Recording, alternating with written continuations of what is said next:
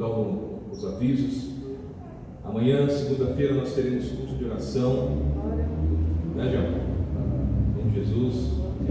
Vamos orar pelo Cícero que caiu da escada, para que ele se recupere bem. Amém? Teve uma cirurgia no pé, que quebrou o pé. E para que Deus venha curá-lo o mais rápido possível. Então, amanhã, segunda-feira, nós teremos culto de oração. Na quarta-feira, culto de semana.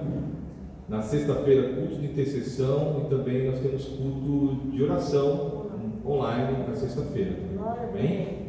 E domingo estaremos aqui de volta às 10 horas da manhã. Amém? Amém? Glória a Deus. É isso.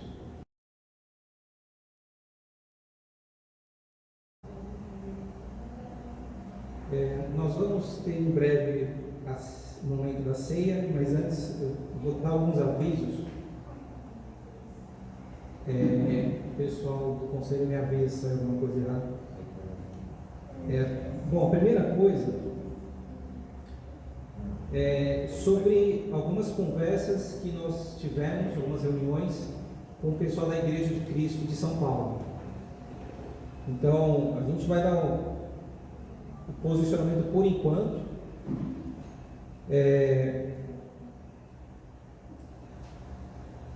Houve algumas conversas, aqui, pelo menos internamente, desde 2019, para a gente poder entrar em contato e conversar a respeito de quando seria possível algum tipo de união e que tipo de união seria. Isso em 2019. Tá? Em 2020, a gente teve uma reunião, mas foi só com o pessoal do Conselho Administrativo. Eles conversaram com o pessoal de São Paulo, então foi uma primeira reunião. E nesse meio termo, que foi no ano passado ainda, surgiu uma conversa com o pessoal da Igreja Cristã Internacional, que hoje a gente conhece como ICC, que é onde o Anildo está congregando agora. Então, surgiu no meio da conversa e houve também uma reunião com eles, certo?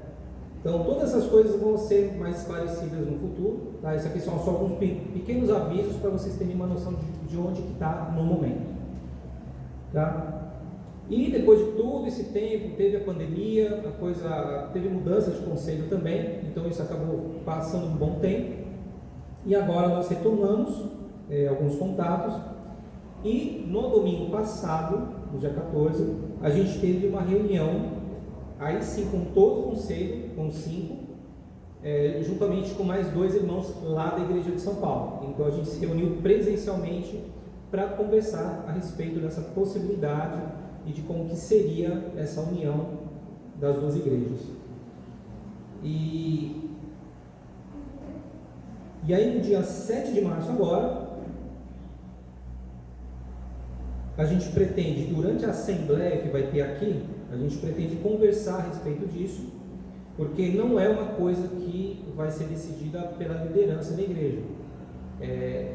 Tem que ser um comum acordo de todos nós aqui sobre como que nós devemos nos comportar nessas conversas, e nós vamos tomar uma decisão assim. E por outro lado, o pessoal de São Paulo também tem que tomar suas decisões para a gente poder ver como que seria essa união das 2 igrejas, tá? Então, resumindo, é isso. Nós tivemos, na prática, 2 reuniões com a Igreja de São Paulo. Uma foi muito tempo, já no ano passado, e a outra no domingo passado.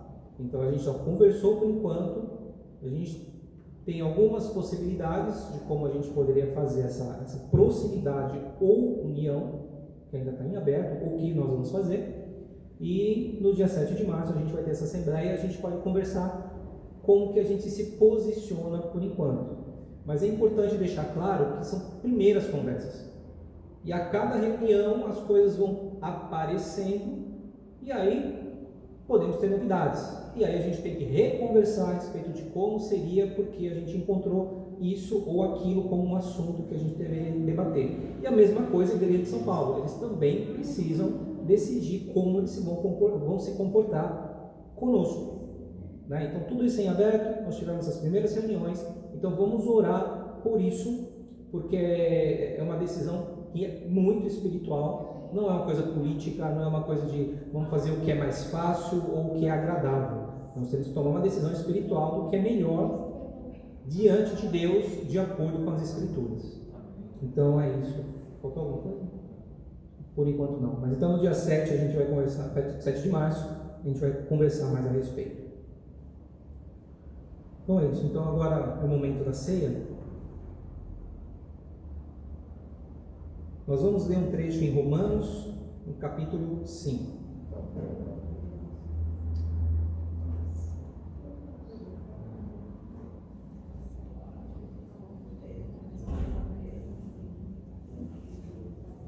Romanos capítulo 5,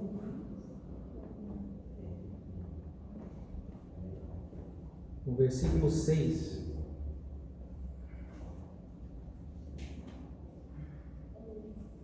Romanos capítulo 5, versículo 6. De fato, no devido tempo, quando ainda éramos fracos, Cristo morreu pelos ímpios. Dificilmente haverá alguém que morra por um justo. Embora pelo homem bom, talvez alguém tenha coragem de morrer. Mas Deus demonstra seu amor por nós. Cristo morreu em nosso favor quando ainda éramos pecadores. Então a ceia é o momento em que nós celebramos Jesus Cristo. E o que essa escritura fala é exatamente o que nós somos, né? Nós éramos ímpios, pecadores, e naquele momento em que nós ainda éramos pecadores, ou pelo menos as pessoas naquela época, na época de Jesus, eram pecadores, estavam perdidas, e Jesus foi e tomou a iniciativa de morrer primeiro em nosso favor. Então ele fala, pode ser que alguém tenha coragem de morrer por alguém que seja justo, que mereça. Então, uma pessoa merece viver, a outra vai e morre no lugar dela. Ela acha que ela é menos justa. Então, é justo que uma pessoa mais correta que ela continue a viver, ela se coloca no lugar e fala, eu não mereço viver, essa pessoa merece mais. Só que essa escritura fala que Jesus fez exatamente o contrário. E que essa é a atitude de Deus. Ele considerou que, já que todo mundo era pecador e ímpio, então não vai ter esperança, a não ser que eu faça alguma coisa. E essa coisa foi enviar Jesus à terra. E Jesus foi e morreu e entregou a vida dele e o sangue dele por nós, no nosso lugar e em nosso favor. E para nós que somos cristãos,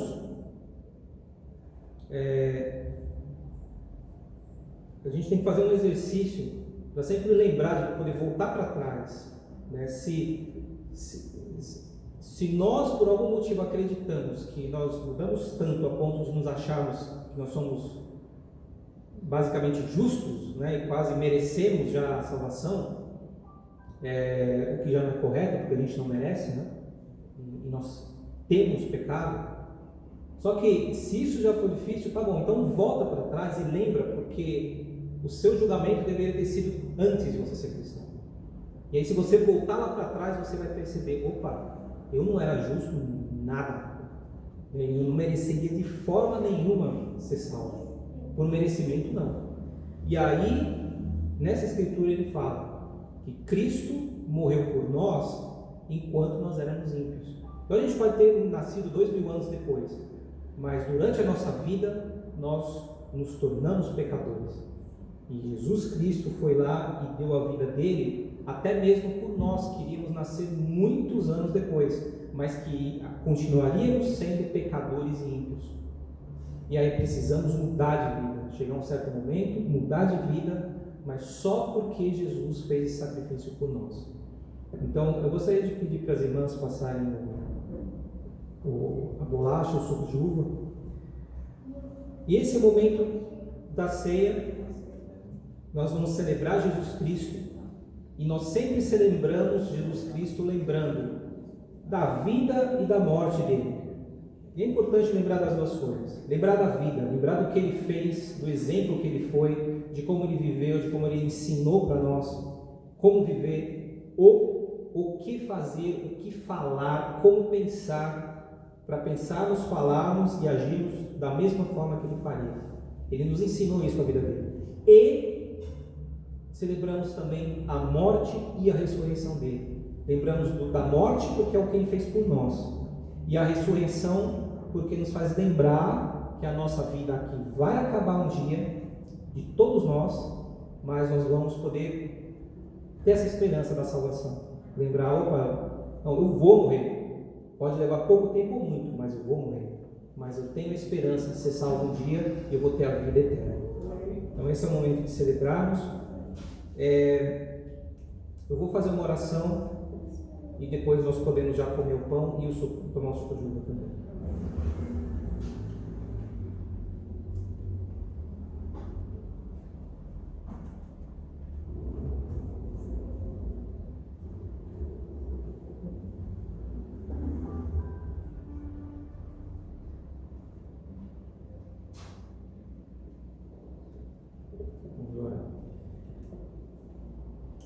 Deus, obrigado pelo teu imenso amor por nós.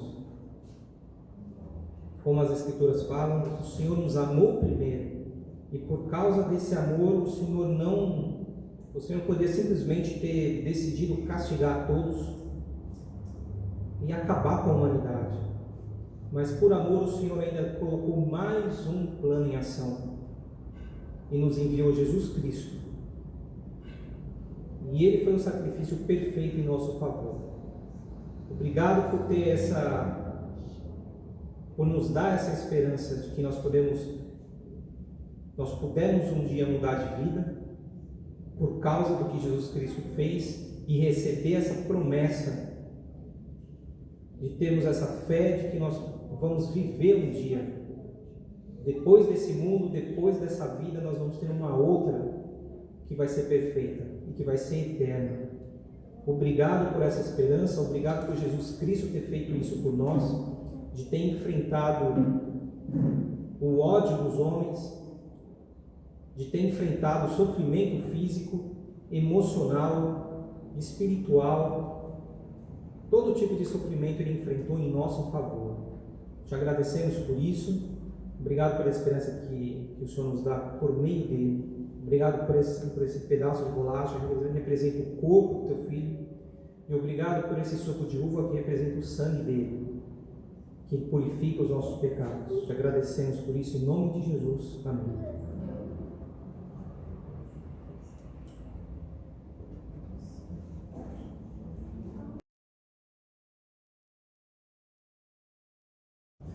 Mas eu queria dizer que estou muito animado de estar aqui domingo, mais esse domingo, apesar dos apesares, né? Sei que nem todos puderam vir, estar aqui presentes, mas vemos aqui algumas pessoas, isso já anima muito meu coração. Para mim também me ajuda bastante na hora de fazer a pregação. Tem uma pessoa ali, você não vê só você na tela, né, de outras pessoas, né? Não é mais o rosto das pessoas que com a gente tem um apreço. Amém? Então a gente vai estudar um pouco hoje sobre o livro de Marcos, o capítulo 13.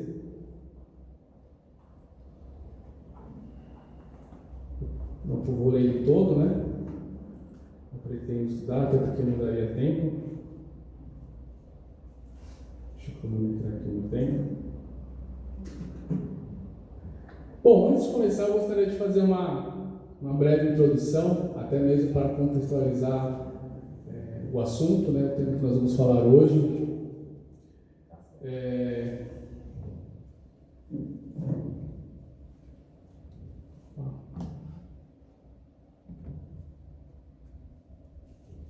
Eu lembro quando eu era criança, eu ia para a escola, né, e aí a professora passava matéria, né, as lições, e ela passava também algumas atividades, alguns exercícios para terminar, a gente fazia em casa. Alguém sabe o nome disso? Dever de casa, né? Dever de casa, lição de casa.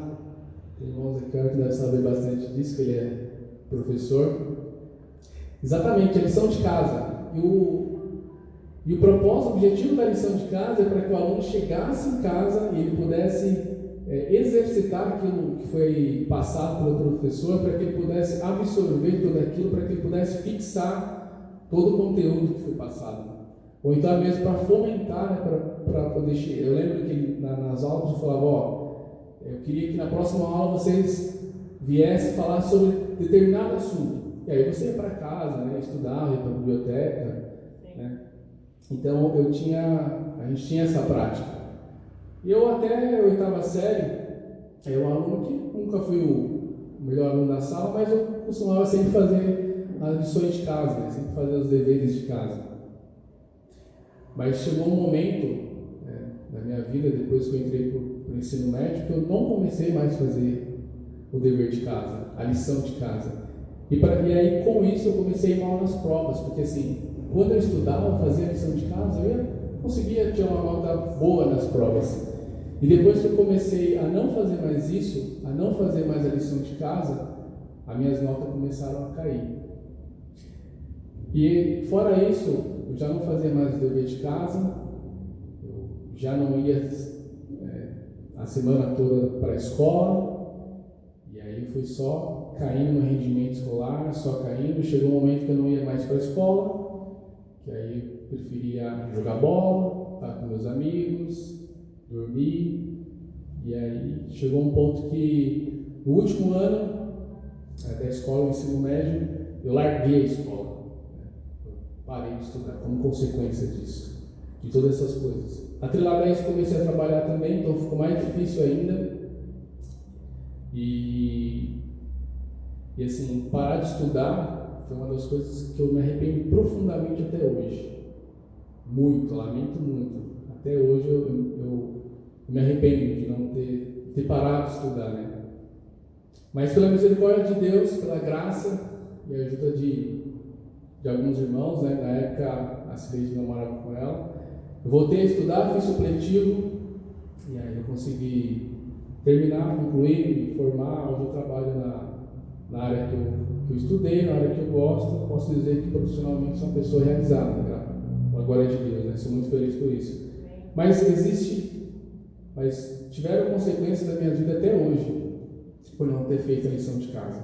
Então o tema da nossa pregação hoje é lição de casa. Amém? A gente vai estudar um pouco sobre isso. E a nossa escritura base vai ser Marcos capítulo 13, o sinal dos fins dos tempos. A gente não vai ler ele todo, eu gostaria, mas é um capítulo grande. Eu estou pegando ele mais, esse sermão aqui de Jesus. Você pode encontrar no Evangelho de Mateus e de Lucas, mas eu preferi escolher Marcos porque ele resume tudo, né, todos os acontecimentos aqui dessa passagem. Bom, mas antes vamos iniciar com a oração, amém? Deus, obrigado por essa manhã, por estar aqui com meus irmãos e poder compartilhar a Tua Palavra.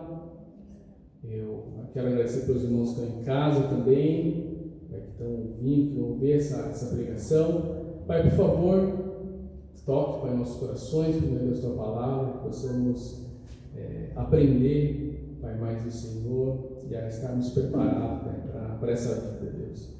Obrigado por tudo, fica conosco, nos ilumine aqui, nos dê, Pai, entendimento. É o que te peço, no Teu Filho Jesus. Amém. Então, a proposta aqui, apesar do título, né, falar o sinal do fim dos tempos, a proposta hoje não é de falar sobre esses sinais, mas a gente tirar algumas lições práticas para nossas vidas, amém?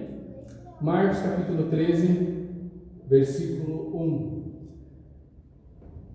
Fala assim: quando ele estava saindo do templo, aqui no caso de Jesus, um de seus discípulos lhes disse: olha, mestre, que pedras enormes, que construções magníficas.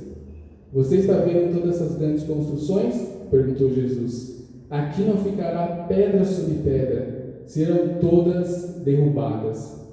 Tendo Jesus se assentado no Monte das Oliveiras, de frente para o templo, Pedro, Tiago, João e André lhe perguntaram em particular: diz-nos, quando acontecerão essas coisas? E qual será o sinal de que tudo isso está prestes a cumprir-se? Jesus lhe disse: cuidado, que ninguém os engane. Muitos virão em meu nome, dizendo: sou eu, e enganarão a muitos. Quando ouvirem falar de guerras e rumores de guerras, não tenham medo. É necessário que tais coisas aconteçam, mas ainda não é o fim. Nação se levantará contra nação, e reino contra reino. Haverá terremotos em vários lugares e também fomes. Essas coisas são o início das dores.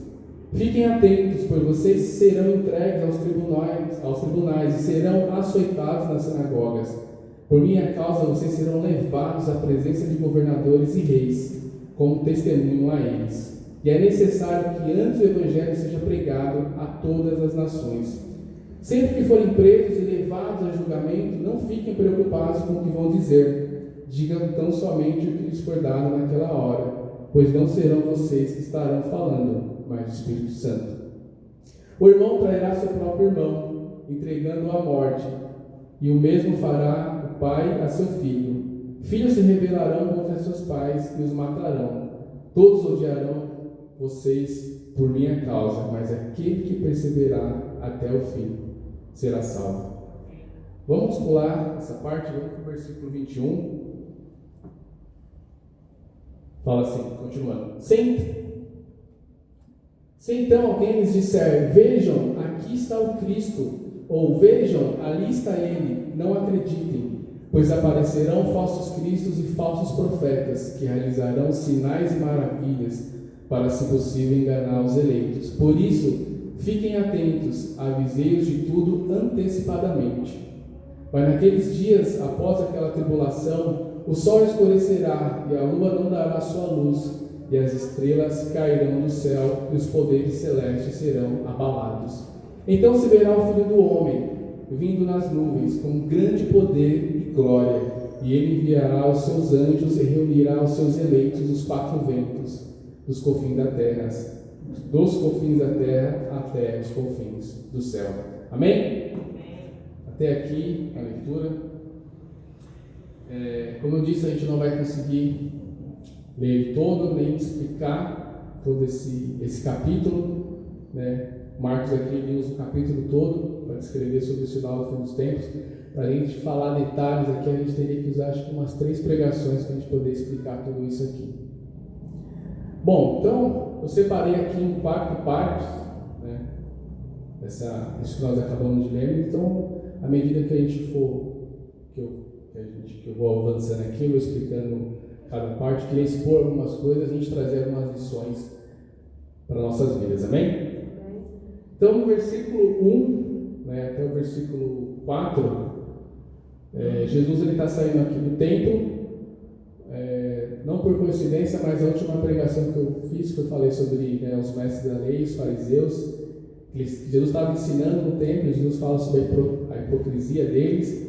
Então, é como se fosse continuação, né? Jesus tem essa discussão aqui com os mestres da lei e os fariseus no templo. Então ele sai, e na saída, né, do templo, os discípulos deles falam: olha, mestre, que pedras enormes, que construções magníficas, né?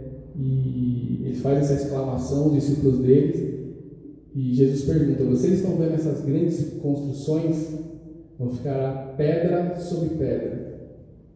E essa pergunta, né, que os discípulos fazem, né, a Jesus, ela tem um sentido, né? Apenas aqui a título de curiosidade, né, de contexto histórico, rapidamente. O templo naquela época era uma construção magnífica, né? Era uma construção assim formidável para a época. Então, o templo tinha acabado de ser restaurado. O templo aqui é o templo conhecido como Templo de Herodes, né? Porque foi o Herodes que ajudou a construir mais algumas coisas, a restaurar esse templo. Esse é o mesmo Herodes que mandou matar as crianças. Então, 20 anos antes de Cristo, Herodes, né, uma questão política de querer ganhar o favor dos judeus, ele manda restaurar o templo. E isso aqui que aconteceu mais ou menos 33 anos, né? Então assim, se passaram quase 50 anos, mais de 50 anos, né? Quase 50 anos aí, desde o início até esse momento aqui, que estava sendo construído o templo. Então, tinha ouro, tinha pedras assim, enormes, por isso que os discípulos ficaram admirados. Jesus fala, não ficará pedra sobre pedra. Então, o que Jesus está querendo dizer aqui, né? Qual a lição que a gente pode aprender aqui? É que o templo, o lugar de adoração, né? Porque toda religião, né, em Israel, ela se rodeava em torno do templo, né? E Jesus fala que a partir daquele momento, né, que o templo fosse derrubado, por vocês não ter acreditado, né, em Jesus, ele seria derrubado e aquele local não mais seria um local de adoração, seria exterminado. E de fato isso aconteceu no futuro, eu vou falar para frente. Então, qual a lição que a gente pode tirar aqui referente a templo, né? Existe um templo, uma réplica desse mesmo templo aqui em São Paulo. Eu já fui visitar, fui levar um parente da família que queria visitar o templo. De fato, ele é muito bonito. Tanto para você entrar lá, você pode entrar com câmera, você tem que fazer literalmente uma revista. E se você quiser fazer o tour lá dentro, você precisa também pagar uma quantia. Não é uma crítica, né? Só estou aqui falando. Mas assim, de fato o templo chama atenção. E assim, você chega num lugar, um estacionamento enorme, e ônibus chegando, pessoas querendo conhecer aquele templo ali. Aí você fala, nossa, será que as pessoas estão vindo nesse templo para conhecer a Deus? Ou estão vindo para conhecer o templo, né? E eu não vou generalizar, né? Mas a gente sabe que, no fundo, o templo ali, aquela construção que foi feita, foi justamente para atrair a curiosidade das pessoas, né? Para que as pessoas pudessem ir lá, famosos, né? Pudessem ir lá e conhecer aquele templo, né? Chamar a atenção, né? Então, o templo ele causa o interesse, a curiosidade, né? De conhecer os lugares, instalações, mas isso não quer dizer que necessariamente as pessoas vão lá para conhecer mais de Deus. Acaba ouvindo alguma coisa, mas não talvez profundamente como seria o desejo de Deus, né? Repetindo, eu não vou generalizar, né? Tem pessoas lá que buscam a Deus, mas a gente precisa tomar cuidado, porque muitas pessoas elas acabam vendo os templos não como uma simples, né, construção qualquer, né? Mas como um lugar sagrado, né? Como um lugar com um significado espiritual, né? E às vezes o templo em si, né, a edificação acaba virando uma atração turística, né? Então, assim, estou falando desse, mas existem vários outros no mundo, espalhados pelo mundo, né? Tem um na Índia, né, também, que é super bem conhecido. Lá em Jerusalém, acho que é o templo agora também, que era o antigo templo, agora existe uma mesquita, as pessoas vão lá também, né, para ver a questão turística. Então, assim, Jesus ele fala que o lugar, né, o templo de adoração, que as pessoas iam lá e ofertavam, faziam todas as práticas ali, porque assim, os fariseus eles iam lá, né, os mestres eles viviam no templo, só que a vida deles, como a gente viu na outra pregação, para quem viu, é uma vida totalmente fora do que Jesus esperava. Por isso Jesus ele fala que ele ia ficar pedra sobre pedra, ia derrubar como castigo. E a gente pode ver isso no livro de Lucas, tá? Depois, quem tiver interesse pode ler Lucas, capítulo 21, que fala sobre justamente esse tema. Então, cerca de 35 anos depois, né, nos anos 70, na primeira década, de fato se cumpriu a profecia que Jesus falou sobre que não ficaram pedra sobre pedra.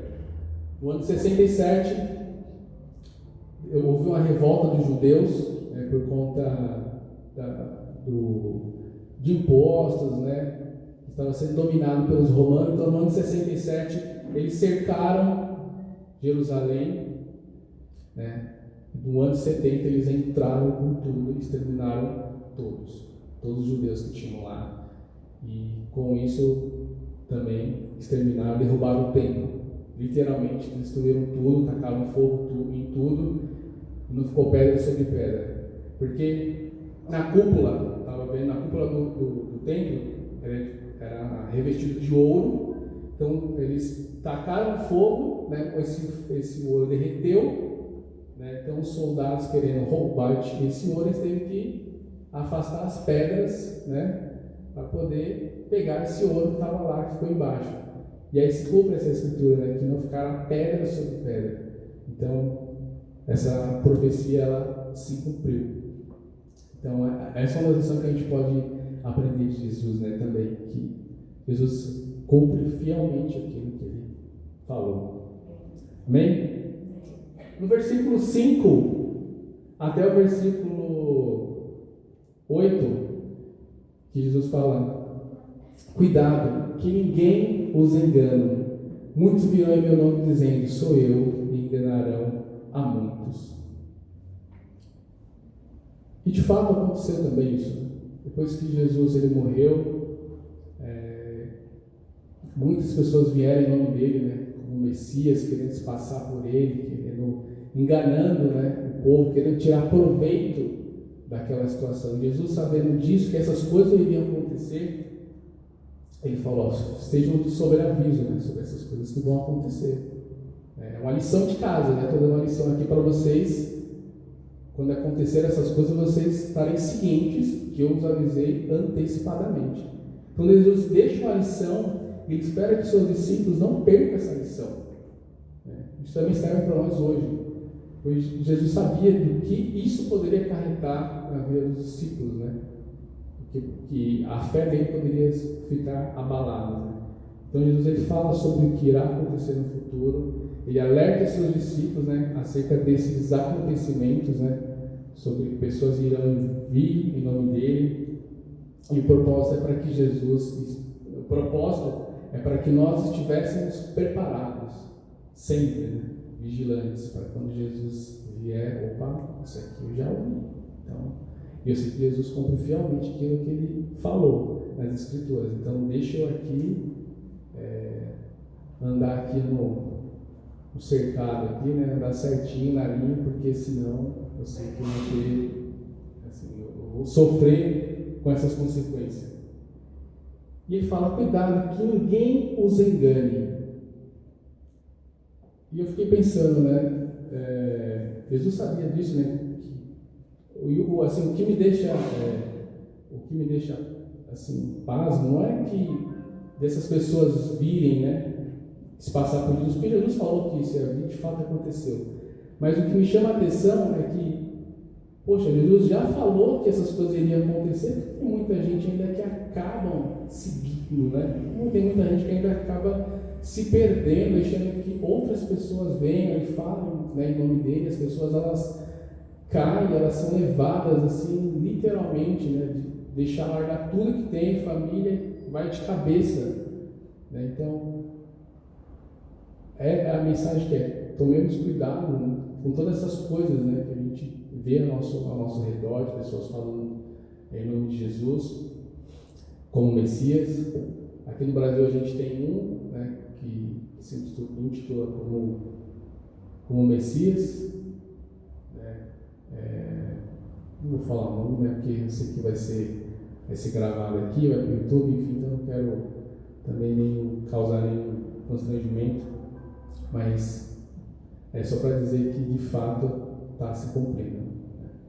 Então, que a gente, como lição de casa, a gente tome esse cuidado, né, para que ninguém nos engane. Continuando, versículo 9, né? Como eu disse, separei algumas partes, então eu vou separar, eu vou citar aqui que a gente vai avançando. Versículo 9 fala assim: fiquem atentos, pois vocês serão entregues aos tribunais. Por minha causa vocês serão levados à presença de governadores e reis, como testemunho a eles. Então, mais uma vez, Jesus adverte aqui, né?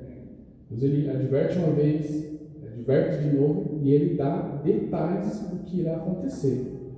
E a gente pode ver isso lá em Atos. Não precisa vocês ir lá, mas se quiserem, Atos 16, versículo 20.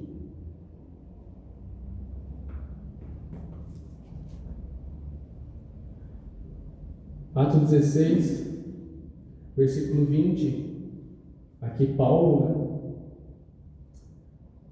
E levando aos magistrados, disseram: estes homens são judeus que estão perturbando a nossa cidade, propagando costumes que a nós, romanos, não é permitido aceitar nem praticar. A multidão ajuntou-se contra Paulo e Silas, e os magistrados ordenaram que lhes tirassem as roupas e fossem açoitados. Depois de serem severamente açoitados, foram lançados na prisão. Então isso está se cumprindo justamente o que Jesus pregou há anos atrás, né? Fala: fiquem atentos, pois vocês serão entregues aos tribunais e serão açoitados nas sinagogas. Por minha causa vocês serão levados à presença de governadores e reis, como testemunho a eles. Um pouquinho mais para frente, Atos 24. Olha para a gente ler. Atos 24, versículo 1 ao 6. O julgamento de Paulo perante Félix. 5 dias depois, o sumo sacerdote Ananias desceu a Cesareia com alguns dos líderes dos judeus e um advogado chamado Tértulo, os quais apresentaram ao governador suas acusações contra Paulo. Quando Paulo foi chamado, Tértulo apresentou a sua causa a Félix. Temos desfrutado de um longo período de paz durante o teu governo.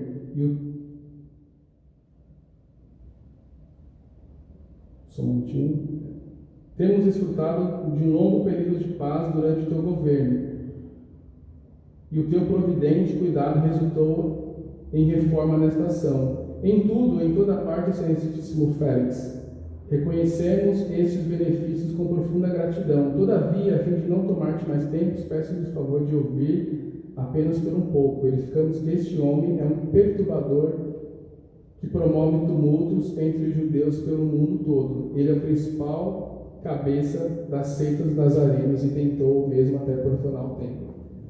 Então aqui, de novo, se cumpre, né? Félix aqui é o governador da época aqui. Então aqui se cumpre novamente aquilo que Jesus falou anos atrás, que muitas, por minha causa, né, vocês serão levados à presença de governadores. E Félix era governador naquela época, e Paulo foi levado diante dele como testemunhos, foi açoitado por conta de Jesus. E hoje também, nas nossas vidas, a gente pensando, né, sobre isso, não é diferente. A gente acaba, por causa de Jesus, a gente não, pelo menos aqui no Brasil, a gente não é açoitado, a gente não é levado aos tribunais, mas a gente também tem certos tipos de persecuções, né, por causa do nome de Cristo, né? São espirituais, pessoas que não servem a Ele, de alguma maneira tenta nos impactar, né, para que o Evangelho não avance, né?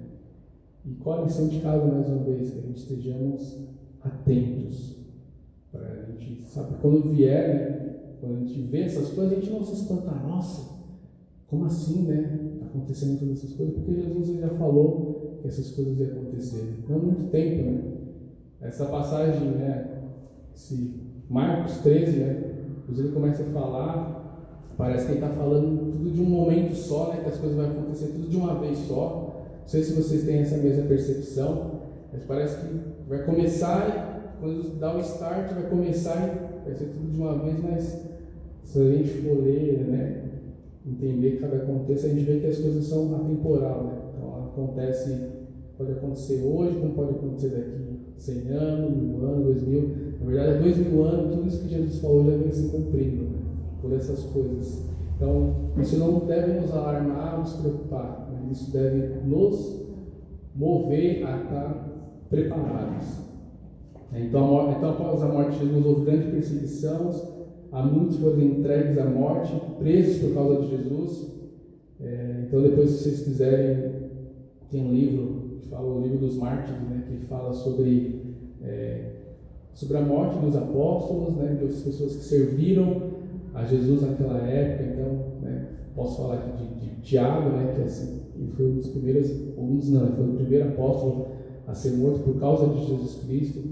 E aí ele fala, né, que nesse livro vários outros discípulos foram perseguidos. Até hoje a gente tem essa perseguição. Aqui no Brasil, graças a Deus, né, vivemos em paz em relação a isso, podemos proferir, né, falar de Jesus Cristo abertamente. Agora, em outros países, você já não pode, né, se você falar sobre Jesus, você vai ser condenado, você tem que se esconder. As pessoas, os próprios membros das famílias entregam as pessoas, né, com medo de ser repreendido. Então, servir a Jesus Cristo tem, assim, né, os seus galardões, né, é um privilégio, mas Jesus também deixa que vai acontecer situações que a gente precisa estar preparado, porque senão a gente não resiste. Amém? Vamos continuar. É interessante que Jesus ele usa ele usa duas vezes a mesma, ele adverte duas vezes os seus discípulos, né? Cuidado que ninguém os engane. Depois ele fala, fiquem atentos, né? Sempre advertindo aos seus discípulos. Marcos 13, versículo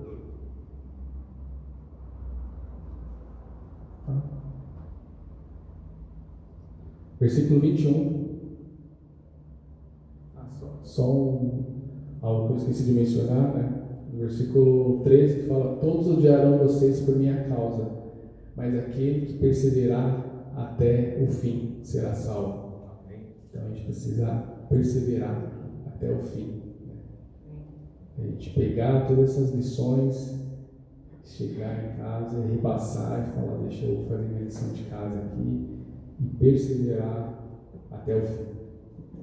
Versículo 21 fala assim, se então alguém lhes disser, vejam, aqui está o Cristo, ou vejam, ali está ele, não acreditem, pois aparecerão falsos cristos e falsos profetas, que realizarão sinais e maravilhas para, se possível, enganar os eleitos. Por isso, fiquem atentos, avisei de tudo antecipadamente.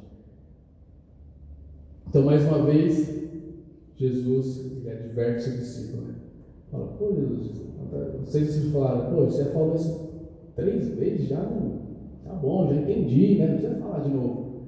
E Jesus, ele fala, porque ele sabe do coração humano, né? Ele sabe da inclinação que o homem tem para o mal. E Jesus fala detalhe, exatamente para que os discípulos creiam, também para que nós no futuro pudéssemos crer também, né? Em relação acerca dessa mensagem. Por isso que ele fala, por isso fiquem atentos, avisei de tudo antecipadamente. Mais uma vez, irmãos, de novo, né? A gente vê falsos profetas, a gente vê pessoas que se dizem Cristo, usa Cristo, né, como para chamar a atenção de algumas pessoas, realiza sinais também, né, e maravilhas para enganar até os eleitos.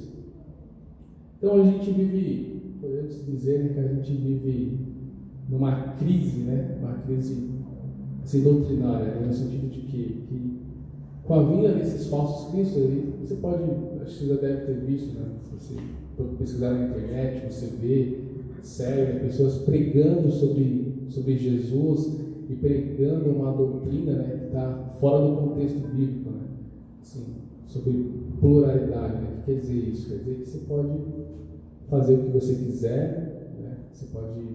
Você usa aqui algumas passagens da Bíblia, e aí tudo é aceito, né? Com o intuito de querer atrair mais pessoas.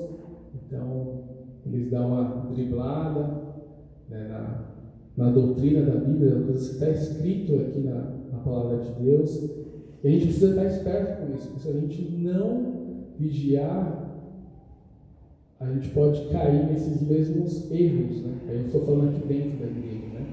para nós, a gente sempre está vigilante, a gente ler as escrituras, a gente entender, compreender se de fato nós estamos fazendo, seja como comunidade, ou seja como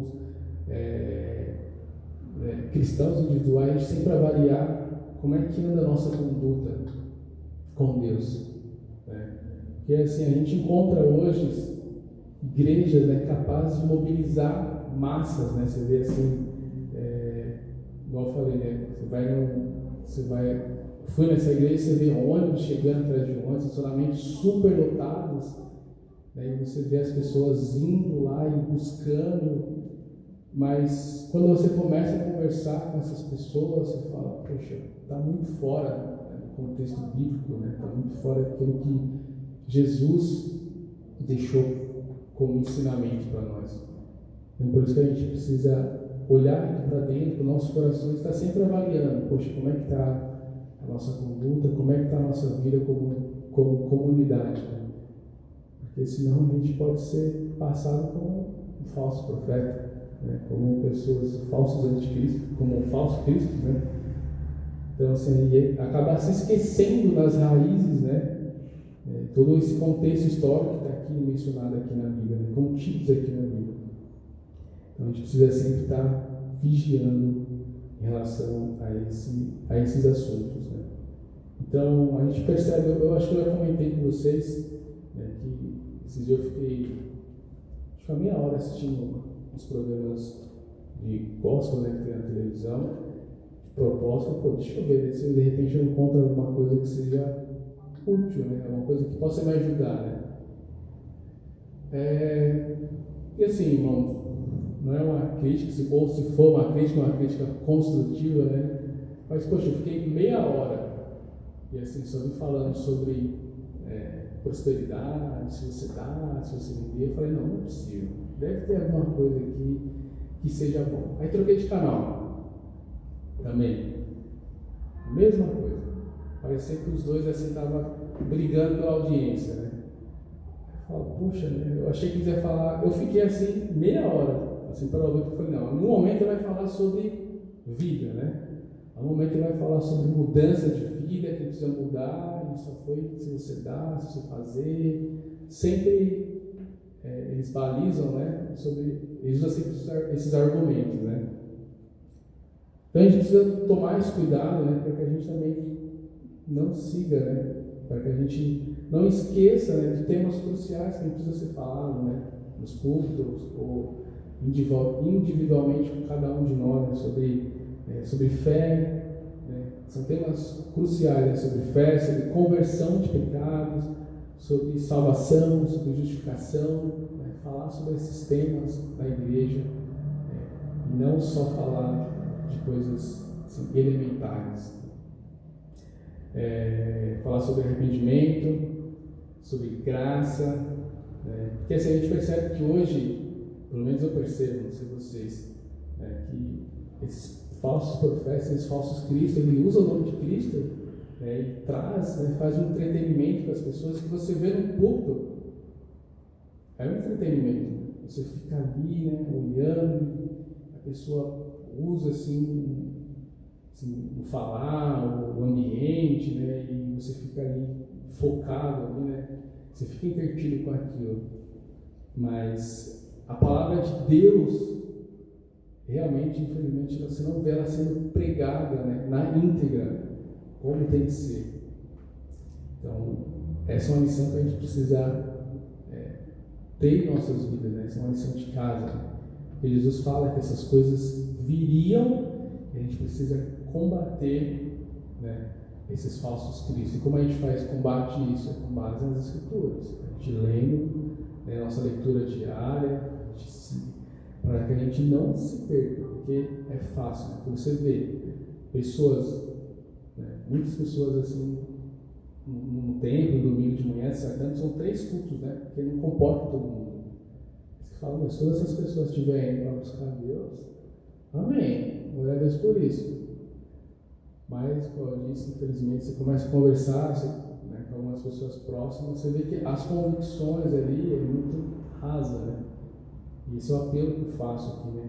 E esse apelo a advertência, a exortação que Jesus deixa aqui para os seus discípulos. Ó, vão vir, vão dizer isso, fiquem atentos. Então, já falei, né, que a gente vê homens se intitulando como Jesus, né, mas esquecendo totalmente, né, ele se intitula como Jesus, mas esquece toda a Bíblia, né? Então, já perde todos o crédito. Então, todos o crédito, né? Eles não levam como pressupostos as coisas da Bíblia, a infabilidade da Bíblia, a inerrância da Bíblia, das Escrituras. Então a gente percebe que muitas pessoas dizendo cristãos, né, e seguidores da Bíblia, mas aceitando todo e qualquer tipo de convicções. Né? E como resultado, a gente acaba esquecendo das convicções claras e particulares, exclusivas de Cristo. Então, a gente precisa vigiar nesse sentido. É tanto que já teve pessoas, né, algumas religiões hoje, elas falam que Jesus já veio, né, pela segunda vez, né? Tem acho que duas que eu me lembro aqui de cabeça que falam que Jesus já veio, mas assim, ele não veio, ele veio em espírito, né? Não veio assim igual a Escritura menciona aqui no versículo 24. Fala assim: mas naqueles dias após aquela tribulação, o sol escurecerá e a lua não dará sua luz, as estrelas cairão do céu e os poderes celestes serão abalados. Então se verá o Filho do Homem vindo nas nuvens com um grande poder e glória. Então, assim, a Escritura é clara, né? Isso não é uma fala, não é um conto, né? Isso é claro. Jesus ele fala como ele vai vir na segunda vinda de Cristo. E tem pessoas que acreditam, né? Não são poucas pessoas, acreditam que Jesus já veio e está aqui, continua seguindo, né? E você fala, como pode ser isso, né? As pessoas conseguem acreditar nisso, né? Pô, se Jesus deixou escrito, né? Está escrito aqui nas Escrituras que todas as coisas viriam, né?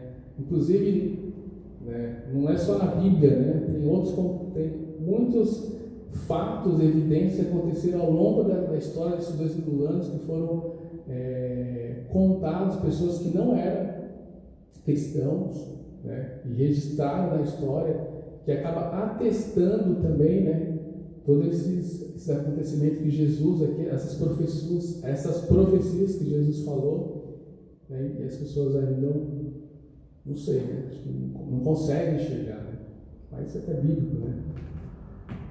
Então, a vinda de Jesus, irmãos, é isso que eu quero encorajar. A vinda de Jesus será clara. Será uma vinda, quando Jesus vier, vai ser público, né? Todos vão conseguir enxergar, todos vão ver.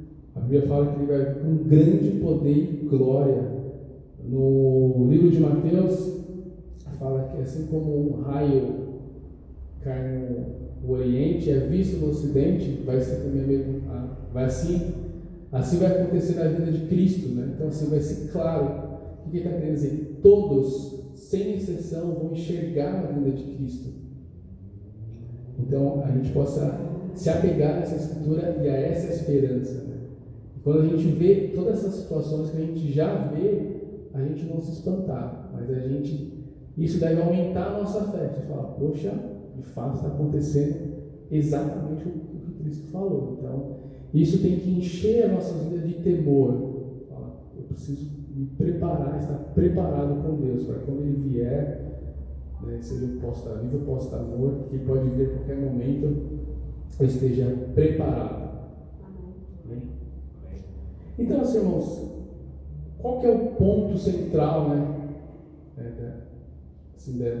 dessa pregação, né, desse tema que eu escolhi, né, que a gente deu, né, tudo isso até agora? O que eu estou querendo dizer com tudo isso, né?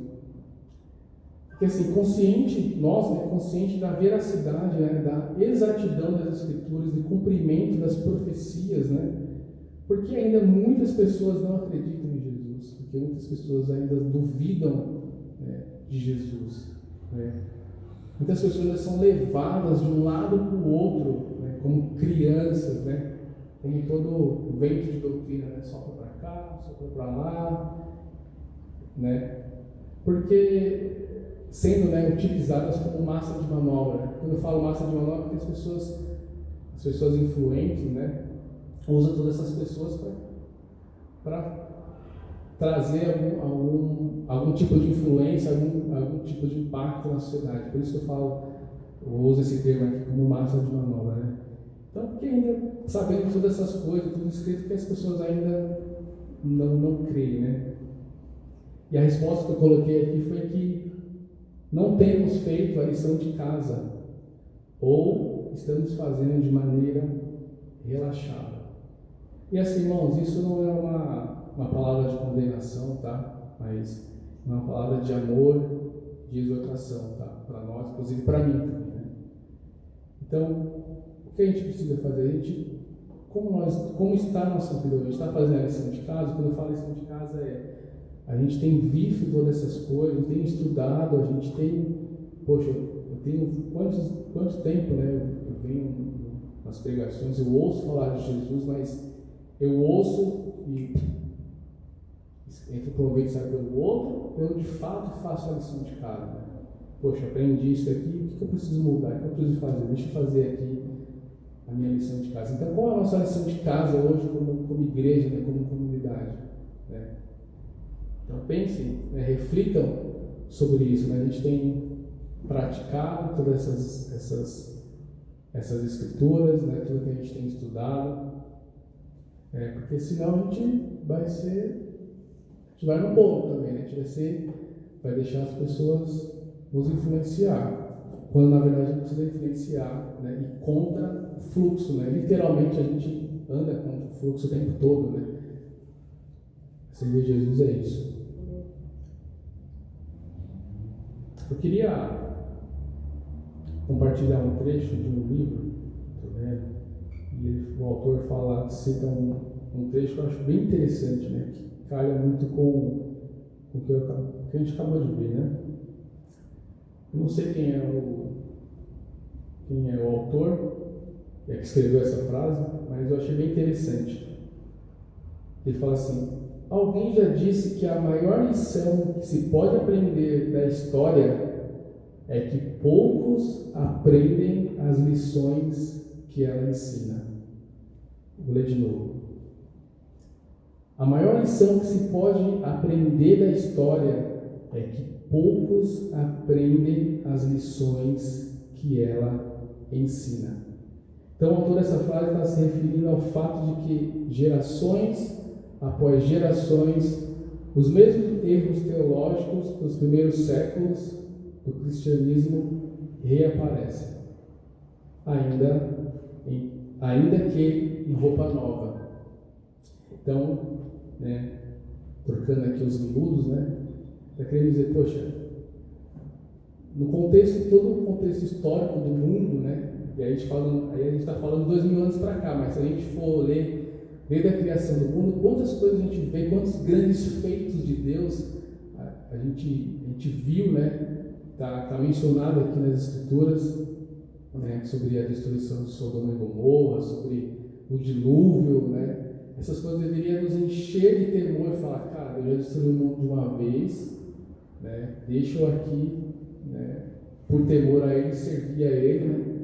Mas as pessoas... Aí, então, de novo, né? Não generalizando, né, gente? Mas isso, para a gente aprender mesmo, a gente fala, poxa, está acontecendo exatamente, né? As lições, né? Qual é a lição que eu posso aprender de todas essas grandes coisas que Deus fez, né? O que isso pode acrescentar na minha vida, né? E a gente simplesmente não aprende. Então, a lição, né? Na verdade, a lição que se aprende, que se pode aprender em todo o contexto história, é que a gente, de fato, a gente não aprende nada, né? Me fugiu a palavra, a gente absorve muito pouco, né? A gente absorve muito pouco do que está nas Escrituras, de todo o contexto histórico da Bíblia.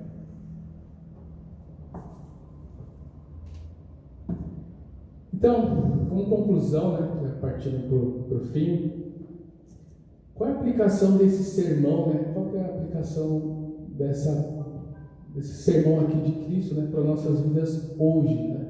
O que a gente pode aprender dessas escrituras hoje aqui, né? Quais as conclusões práticas que a gente pode fazer nas nossas vidas, né, para que a gente possa estar mais próximo de Deus? Eu separei 3 lições aqui. A primeira lição é que Deus cumpre fielmente o que Ele disse. Sua palavra jamais passará. Então, essas profecias que Jesus fez e estão se cumprindo ao longo dos anos, ela nos dá uma segurança, ela nos dá uma garantia das coisas que vão acontecer ainda. Então, essa é a primeira lição, é que todas essas coisas que Jesus falou acerca da vinda dele vai acontecer. E a gente precisa estar preparados para isso. A segunda lição que eu coloquei aqui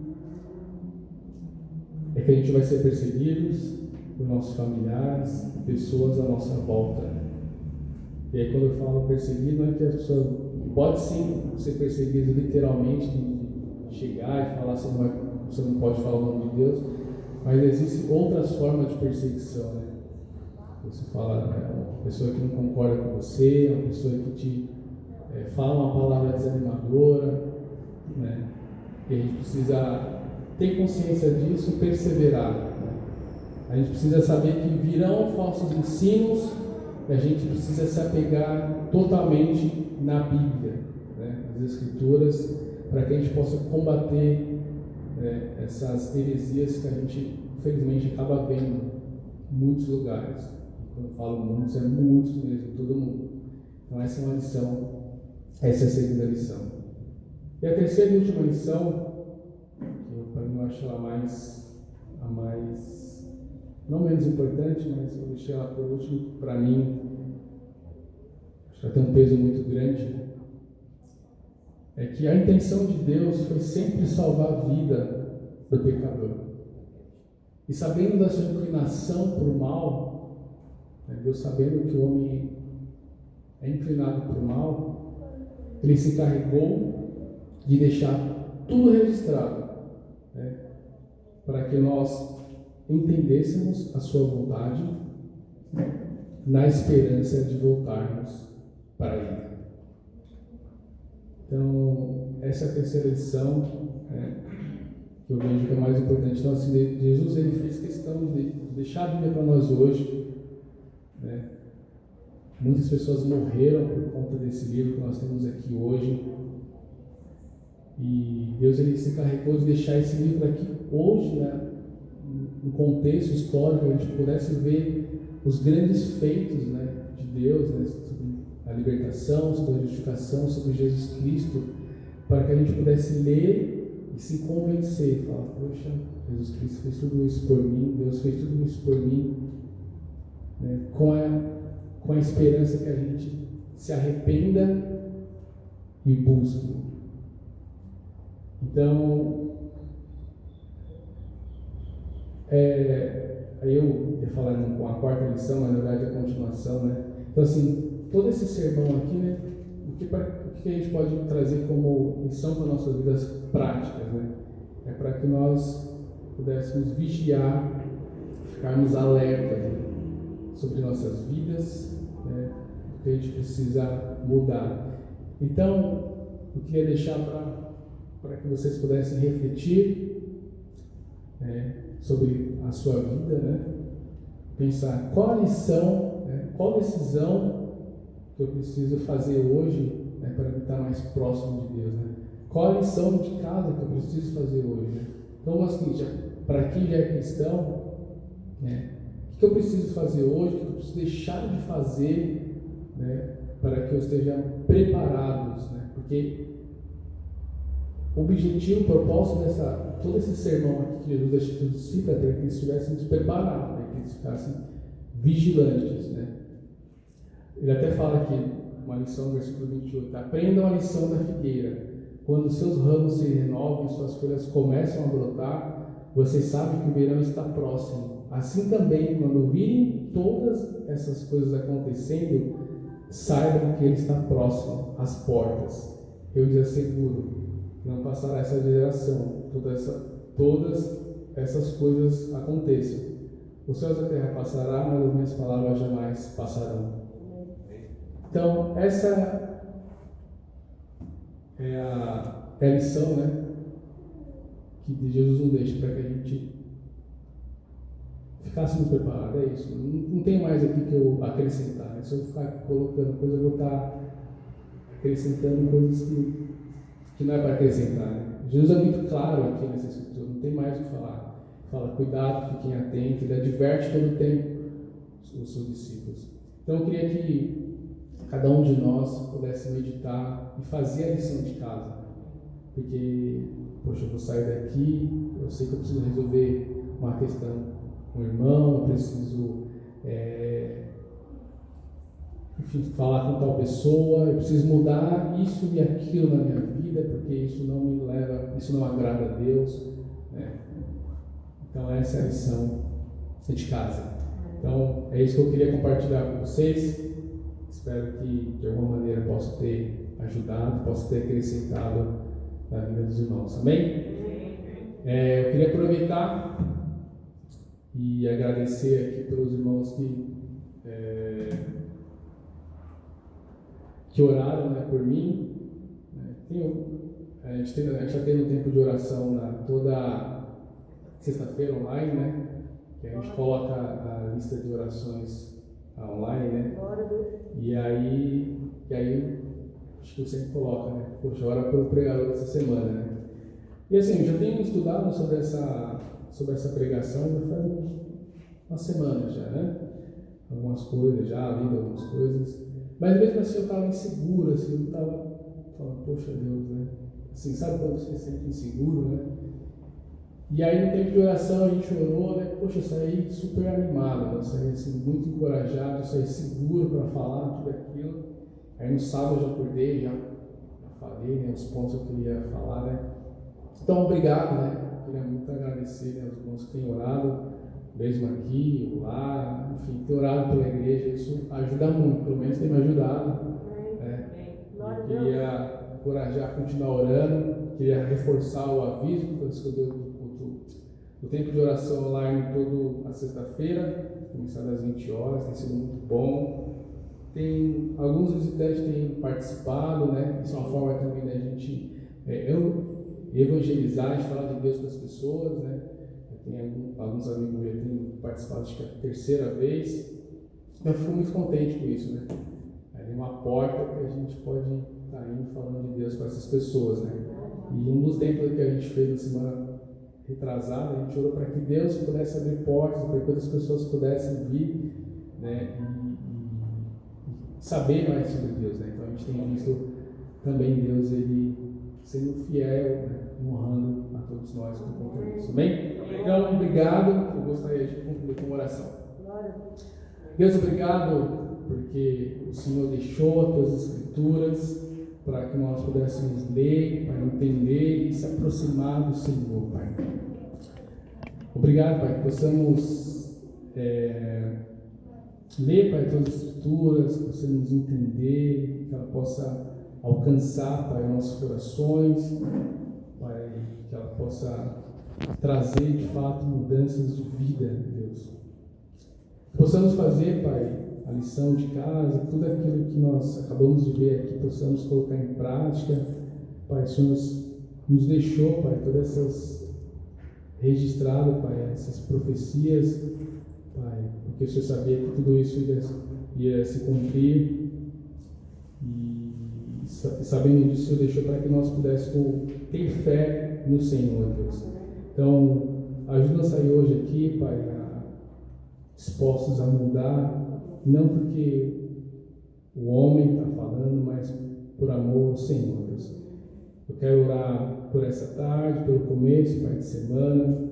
Oro também pela vida do irmão Cícero, Pai, pelo acidente que ele sofreu. Oro para que ele venha se recuperar tão rapidamente. Oro também pelos irmãos, Pai, que estão enfermos, Pai, que você possa estar cuidando também daqueles que estão em casa, Deus.